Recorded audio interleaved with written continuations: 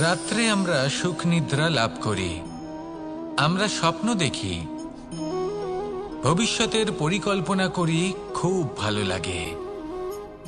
সকালে যখন চোখ খুলি নিদ্রা ভঙ্গ হয়, স্বপ্ন সেইখানেই ভেঙে যায়, আর তারপর আমরা আমাদের রোজকার জীবন যাপন করি। স্বপ্ন হয়তো মানুষ রাতের বেলায় দেখেন, কিন্তু সেটাকে সার্থক দিনের বেলাতেই করতে হয়। রাতে মধুর বাতাসের নিচে কোমল শয্যায় শুয়ে মাতার গলায় মিষ্টি গান শুনতে শুনতে নিদ্রায় আচ্ছন্ন হওয়া, স্বপ্ন দেখা, ভবিষ্যতের পরিকল্পনা করা বড়ই সরল। কিন্তু সকালবেলায় সময় মতো উঠে সূর্যের তাপ সহ্য করে, সেই উষ্ণতা সহ্য করে সর্বাঙ্গ ঘেমে গিয়ে নিজের পথ খুঁজে বের করা, সেই পথে অগ্রসর হওয়া, বাধা বিপত্তি এসবের সম্মুখীন হওয়া, আর তারপর লক্ষ্য লাভ করা, এগুলো কঠিন কাজ। এ হলো অত্যন্ত কঠিন কাজ। যদি আপনি চান যে স্বপ্ন আপনি দেখেছেন তা সত্যি হোক, তাহলে দিনের বেলায় আপনাকে বেরিয়ে কর্ম করতেই হবে, পরিশ্রম করতেই হবে। মনের এই চক্ষু দিয়ে স্বপ্ন দেখা সম্ভব, কিন্তু যদি আপনি বুঝতে পারেন যে এই স্বপ্নই হলো আপনার লক্ষ্য, তাহলে তাকে সার্থক করতে শুধুমাত্র পরিশ্রম দ্বারাই করতে হবে। তাহলে পরিশ্রম করুন আর আমার সাথে ভালোবেসে বলুন, রাধা রাধা। যত শক্তিশালী এই মন, তত শক্তিশালী এই শরীরও। এই যে আমাদের শরীর, এটা আসলে কি? এ হলো একটা রথের মতো, আর একটা রথ ততক্ষণ চলতে পারবে না যতক্ষণ না তাকে কোনো সারথি চালাবে। এই মন হলো শরীরের সারথি। এবার ভাবুন, যদি এই সারথি শক্তিহীন হয়, দুর্বল হয়, তাহলে এই রথের কি হবে? এটা উচিত পথে চলতে পারবে না, উচিত গতিতে চলতে পারবে না, মন মতো স্থানে এটা পৌঁছতেও পারবে না। সেই জন্য মনের শক্তি অত্যন্ত প্রয়োজনীয়। এবার মনের শক্তি আমরা কোথা থেকে লাভ করি? দৃঢ়তার শক্তি থেকে। এবার এই শক্তি আমরা কিভাবে বাড়াতে পারি? আমরা প্রতিদিন কিছু নতুন স্থির করি, কিছু ছোট কিছু বড়, আর যেই আমরা নতুন কিছু পূর্ণ করি, আমাদের মনের শক্তি বেড়ে যায়। আর যদি পূর্ণ না করতে পারি, মনের শক্তি কমে যায়। একটা দেওয়ালের মতো ছোট ছোট ছোট ছোট শিলা আমরা একটার পর একটা স্থাপন করে একটা দেওয়াল তৈরি করি। এতগুলো পাথর যখন একত্রিত হয়ে যায়, তখন এমন এক দেওয়াল তৈরি হয় যাকে ভাঙা প্রায় অসম্ভব হয়ে দাঁড়ায়। সেরকমই হয় মন এবং দৃঢ়তা। ছোট ছোট কাজ করে নিজের লক্ষ্য পূর্ণ করুন। এই লক্ষ্য যদি পূর্ণ হয়, তবে মনের শক্তি বাড়বে। কিছুটা এইভাবে যে যত বড়ই বিপদ আসুক না কেন, সেই বিপদ নিজে হার মেনে নেবে, কিন্তু আপনার মন ততটাই শক্তিশালী থাকবে। তাই মনের শক্তি বাড়াতে থাকুন, যাতে আপনি উচিত পথে চলতে পারেন, উচিত গতিতে চলেন, আর মনোবাঞ্ছিত স্থানে পৌঁছতে পারেন। তবেই এই মন প্রসন্ন হয়ে বলবে, রাধা রাধা। আজ আমরা দুই ধরনের ব্যক্তির বিষয়ে কথা বলবো। প্রথম জন হলেন যে প্রয়োজনের থেকে অনেক বেশি পরিমাণ ধন উপার্জন করে থাকেন। তার কাছে ততটা ধন থাকে যতটা তার প্রয়োজনও নেই, তারপরেও আরো ধন উপার্জন করতে চেষ্টা করতে থাকেন। সকল সম্ভব চেষ্টা করেন, সকল সম্ভব কর্ম করেন, তা সে উচিত কর্ম হোক বা অনুচিত, তাতে তাদের কিছুই যায় আসে না। তারা শুধুই এই সংসারের সকল সুখ ভোগ করতে চান, সকল স্বাচ্ছন্দ্য লাভ করতে চান। আজীবন তারা প্রচেষ্টাই করতে থাকেন। এবার এই করতে গিয়ে তারা ভারাক্রান্ত হয়ে সমস্যার সম্মুখীন হন। এনাদের সমগ্র জীবন এই চেষ্টাতেই চলে যায়, জীবন যাপন করার বদলে। অন্যদিকে আরেকজন ব্যক্তি, যিনি জানেন তার প্রয়োজন কতটুকু, আর শুধুমাত্র সেই পরিমাণ ধন অর্জন করেন, তার থেকে বেশি একটুও নয়। উনি যদি দুবেলা খেতে পান, মাথা গোজার ঠাঁই পেয়ে যান, সেটাই পর্যাপ্ত। তাতেই তিনি আনন্দে জীবন যাপন করেন, না কোনো বৃথা চিন্তা করেন, না কোনো বৃথা কষ্ট করেন। এবার আমি আপনাদের জিজ্ঞেস করব, এই দুই ব্যক্তির মধ্যে আপনি কোন ব্যক্তি হতে চাইবেন?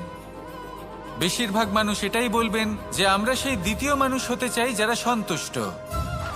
কিন্তু যদি মন দিয়ে দেখেন, আপনিও সেই কর্মই করছেন যা প্রথম ব্যক্তি করেন। আপনারা সবসময় চেষ্টা করে চলেছেন, এটাও লাভ করতে হবে, ওটাও লাভ করতে হবে, আমার এটারও প্রয়োজন, ওটারও প্রয়োজন। আপনি অনেক কিছু লাভ করেছেন, কিন্তু প্রশ্ন এটাই যে আপনার কি সেই সব কিছুর প্রয়োজন রয়েছে? এর উত্তর আপনার অন্তর্মনে রয়েছে। আপনার মন জানে যে আপনার প্রয়োজন কতটুকু। সেখানে গিয়ে দেখুন। সন্তুষ্টি মানুষকে আনন্দ দেয়। মানুষ যতটা সন্তুষ্ট হবে ততটাই সে আনন্দ লাভ করবে। এবার আপনাকে এই সিদ্ধান্ত নিতে হবে যে আপনি কখন আর কোথায় সন্তুষ্টি লাভ করবেন, কত কিছু লাভ করার পরে সন্তুষ্ট হবেন।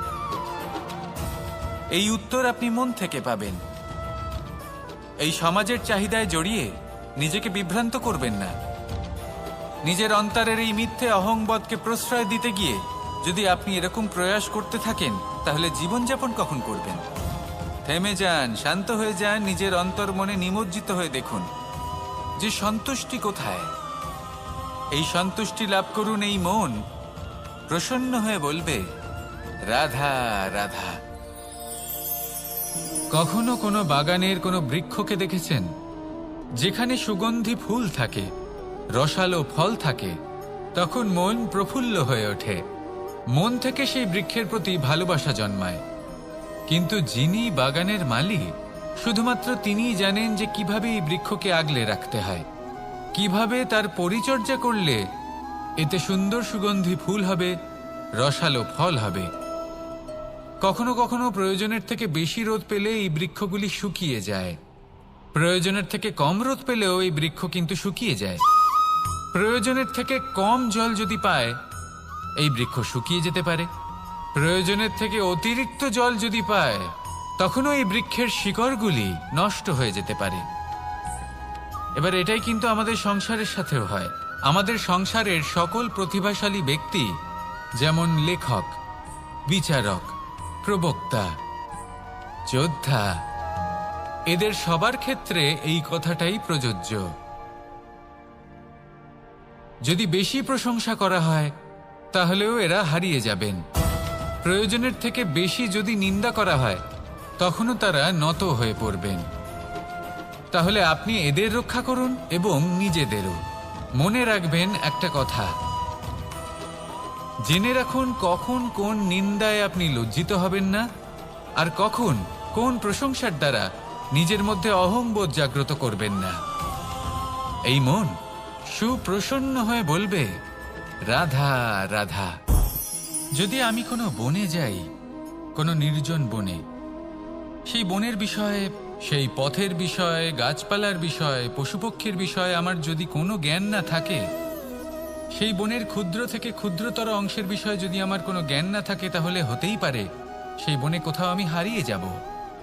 হয়তো এমনভাবে হারিয়ে যাব, কোনোদিনও বাইরেই বেরোতে পারবো না। তাই সেই বনের বিষয়ে জ্ঞান লাভ করা আবশ্যক।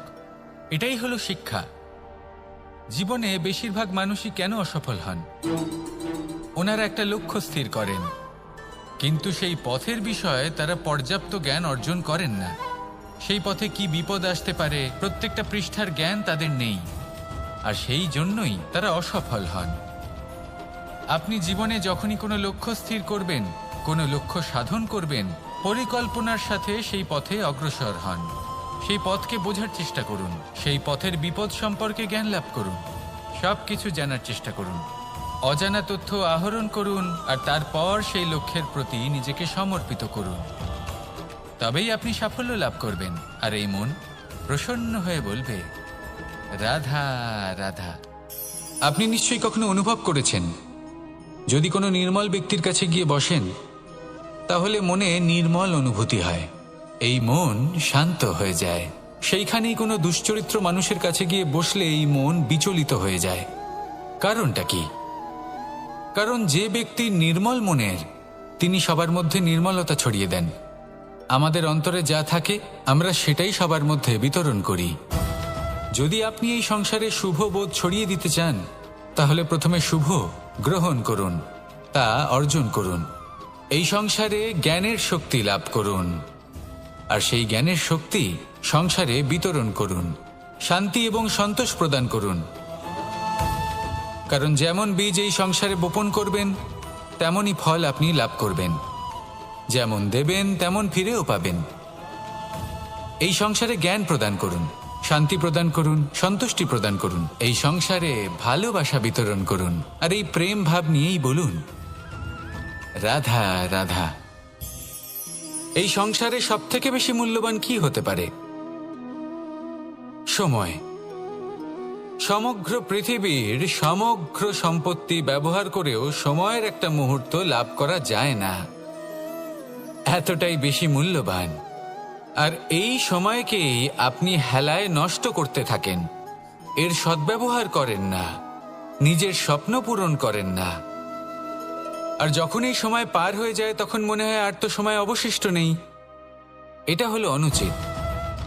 তাই এই সময়ের সদ্ব্যবহার করুন, শ্রেষ্ঠ কর্ম করুন, সেই সকল কর্ম করুন যা আপনি করতে চান, সেই সকল স্বপ্ন পূরণ করুন। এই সময় ব্যর্থ হতে দেবেন না। এই সময় কারোর জন্য থেমে থাকে না। আর একবার এই সময় পার হয়ে গেলে আর আপনি তার সদ্ব্যবহার না করলে এই সময়ই এসে আপনার বিনাশ ঘটাবে। এই সময়কে সম্মান করুন আর আমার সাথে ভালোবেসে বলুন রাধা রাধা। এই সংসারে দুই ধরনের মানুষ দেখা যায়, এক সরল, দুই জটিল। এবার এই যে সরল ব্যক্তি থাকে তাদের এই সমাজ দুর্বল মনে করে।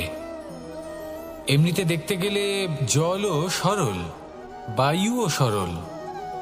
ওনারা যেদিকে চাইবেন প্রবাহিত হতে পারেন, এনাদের যে আকার দেবেন সেটাই ধারণ করবেন।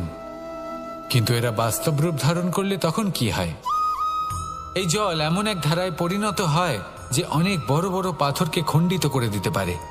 এই বায়ু এমন এক চক্রবাতে পরিণত হয় যা সংসারে বিনাশ ডেকে আনে। তাই যে ব্যক্তি সরল তার সরলতাকে সম্মান করুন, তাকে সম্মান করুন, তাকে ভালোবাসা দিন। আর আমার সাথে ভালোবেসে বলুন রাধা রাধা। খেলা খেলতে কে না ভালোবাসেন? আমরা প্রত্যেকেই যখন সময় পাই, সুযোগ পাই, তখনই আমরা কোনো খেলা খেলি।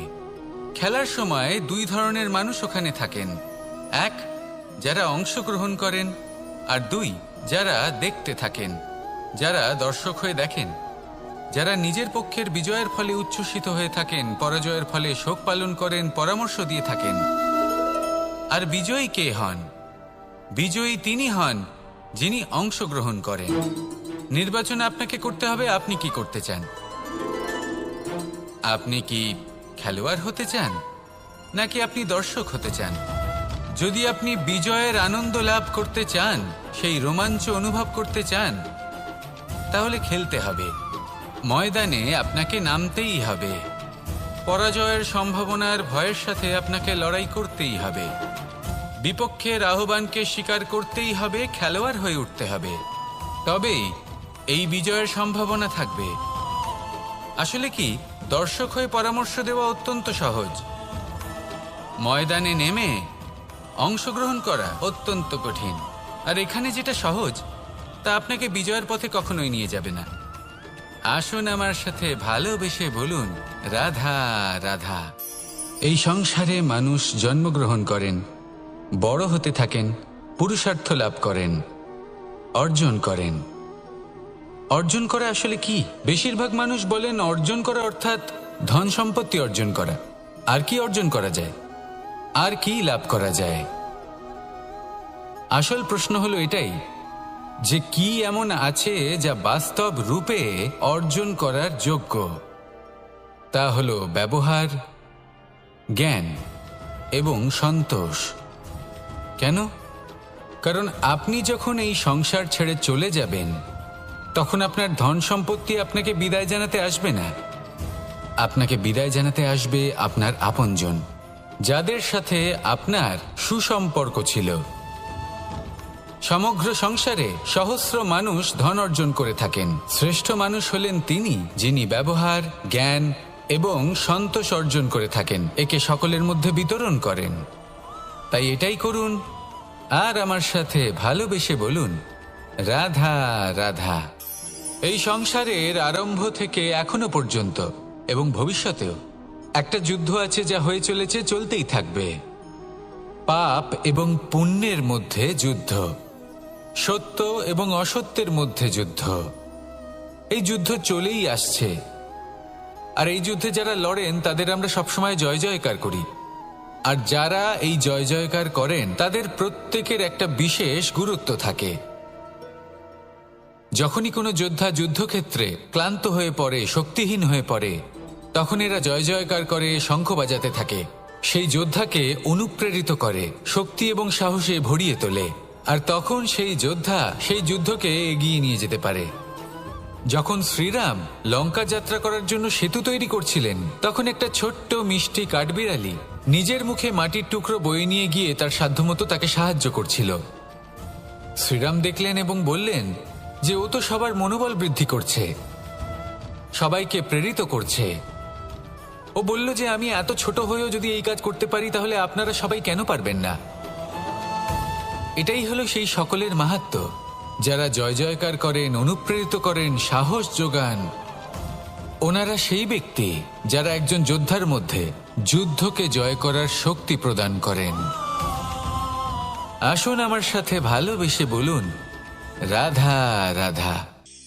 সংসারে আমাদের জীবনে যখন কোনো সুখ বা দুঃখ আসে, তার জন্য আমরা কাউকে না কাউকে অবশ্যই দায়ী করে থাকি, তাই না? এই ব্যক্তি আমাদের সাথে এরকম কাজ করেছেন, তাই আমার সাথে এমন হলো। ওই ব্যক্তি যদি এমনটা না করতেন, তাহলে আজ আমি ওই স্থানে পৌঁছতে পারতাম। সবই আপনার দৃষ্টিভঙ্গির ওপর নির্ভরশীল। আর যদি আপনার দৃষ্টিভঙ্গি এমন হয়, তাহলে তা অনুচিত। সত্যি কথা বলতে, এই সংসারে ভিন্ন ভিন্ন ধরনের মানুষ আছে। এটা আপনার ওপর নির্ভর করছে কিভাবে তাদের স্বাগত জানাবেন। একবার ভাবুন, আমি আমার দুটো হাত সামনে নিয়ে এলাম, দুটো মুঠো খুলে দিলাম। দুই প্রকারের মানুষ আসবেন, কিছু না কিছু দিয়ে যাবেন। এই মুঠো যদি আমি বন্ধ করে দিই, তাহলে না কেউ আমাকে কিছু দিতে পারবে, না আমার কিছু যাবে আসবে। নিশ্চয়ই বুঝতে পারছেন এই দুই ধরনের ব্যক্তি কারা এবং তারা কি দিয়ে যান। আমি যদি নিজের মুঠো খুলে দিই, তাহলে কিছু ভালো মানুষ আসবেন, আমাকে আনন্দ, সন্তুষ্টি, জ্ঞান প্রদান করে যাবেন, ভালো অভিজ্ঞতা দিয়ে যাবেন। কোনো খারাপ ব্যক্তি যদি আসেন, তাহলে তিনিও খারাপ অভিজ্ঞতা দেবেন, যার থেকে আমি শিক্ষা লাভ করব। এই সব কিছু আমি লাভ করতে পারি। মুঠো যদি বন্ধ করে রাখি, তাহলে আমি কিছুই পাবো না। দেখুন, এই সংসারে প্রত্যেকের জীবনে এইরকম। প্রত্যেকের জীবনে সবকিছুই আছে, ভালো খারাপ দুই মানুষই আছে, ভালো অভিজ্ঞতা আছে, খারাপ অভিজ্ঞতা আছে। নির্ভর করছে আপনার উপর যে আপনি কি করবেন, এনাদের স্বাগত কিভাবে জানাবেন, কার থেকে কি বুঝবেন, কি শিখতে পারবেন, আর কোন দৃষ্টিভঙ্গি নিয়ে অগ্রসর হবেন। এটাই নির্ধারণ করবে যে আপনার জীবন কেমন হবে। আসুন আমার সাথে ভালোবেসে বলুন, রাধা রাধা। এটা হলো একটা সাদা পাতা। এবার এতে আমি যাই লিখব, সেটাই এর অস্তিত্ব হবে। এতে আমি প্রেমের কিছু কথা লিখে একে প্রেমপত্র বানিয়ে তুলতে পারি। মাতা পিতার জন্য একটা শুভ সংবাদ লিখতে পারি। শত্রুর বিষয়ে সতর্ক করব বলে সেনাকে একটা সংবাদ লিখতে পারি। দ্বারকাবাসীর জন্য কোনো সংবাদ পাঠাতে পারি। যাই লিখব, এই পত্র সেটাই হয়ে উঠবে। সেই রকমই হলো আমাদের জীবন। আমরা যেমন কর্ম আমরা করব, আমাদের অস্তিত্ব এবং ব্যক্তিত্ব ঠিক তেমনই হয়ে উঠবে। যদি আপনি একটা অসাধারণ, উজ্জ্বল এবং সম্মানজনক জীবনযাপন করতে চান, তাহলে তার একটা রহস্য আপনাকে বলি। যেমন কথন হবে, কর্ম তেমন হবে। অর্থাৎ যতটুকু বলেছেন ততটুকুই করুন, আর যতটুকু করেছেন ততটুকুই বলুন। এই একটা নিয়ম যদি আপনারা পালন করেন, তাহলে এই সংসারের সমস্ত পণ্ডিত আপনাকে অবশ্যই সম্মান করবেন। তাহলে এটাই করুন আর আমার সাথে ভালোবেসে বলুন, রাধা রাধা। কখনো কোনো পাখিকে দেখেছেন? যখন সে প্রথমবার উড়তে চেষ্টা করে, সে বাসা থেকে মাটিতে পড়ে যায়, কিন্তু সে হার মানে না। চেষ্টা করতে থাকে, করতেই থাকে, ডানা ঝাপটাতে থাকে, আর তারপর সে উড়তে শেখে। গোল শালগ্রাম শিলাকে দেখুন, পর্বত থেকে খসে পড়ে, ধাক্কা খায়, জলের প্রবাহ দ্বারা ঘর্ষিত হয়, তারপরে তা শালগ্রামে পরিণত হয়। ভেবে দেখুন, যদি কোনো পাখি প্রথমবার উড়তে গিয়ে এটা ভাবে যে না না, যদি আমি পড়ে যাই তবে, আমার যদি আঘাত লাগে তবে, আর যদি ভয়ের কারণে সে শুরুই না করতে পারে, চেষ্টাই না করে, তাহলে কি সে উড়তে শিখবে? কখনোই নয়। এটাই আমাদের শিখতে হবে, প্রারম্ভ করতে হবে। তা অত্যন্ত গুরুত্বপূর্ণ। যখন আমরা কিছু শুরু করি তখন ভয় করে, কিন্তু যদি এটা না করেন জীবনে কখনো সামনে এগোতেই পারবেন না। হতেই পারে প্রারম্ভ করার পরে আপনি পড়ে যাবেন, বারবার নিচে পড়ে যাবেন, কিন্তু যদি নিরন্তর চেষ্টা করতে থাকেন তাহলে একদিন না একদিন আপনি অবশ্যই সফল হবেন। এই শুরু করাটাই সব থেকে বেশি কঠিন। এর দ্বারা ভয়ভীত হবেন না।